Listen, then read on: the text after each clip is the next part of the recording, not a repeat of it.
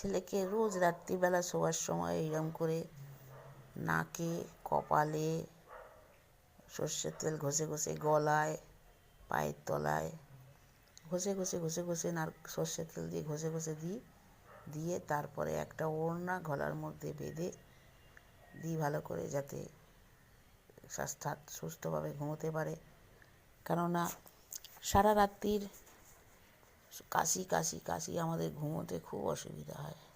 ঘুমোতে তো এমনিতেও ঘুম বলে কিছু নেই, কিন্তু তারপরেও যদি পাশে শুয়ে এত কাশে, ওই জন্য এইসব করে গলায় একটা কিছু জড়িয়ে রোজ রাত্রিরে, এটা আমার একটা ভালো ডিউটি হয়েছে, করতে হয়। আর কি করব? সর্ষের তেল এইরকম করে দেওয়ার পরে দেখি কিছুদিন রাত্রিরে এখন কাশিটা একটু কমেছে।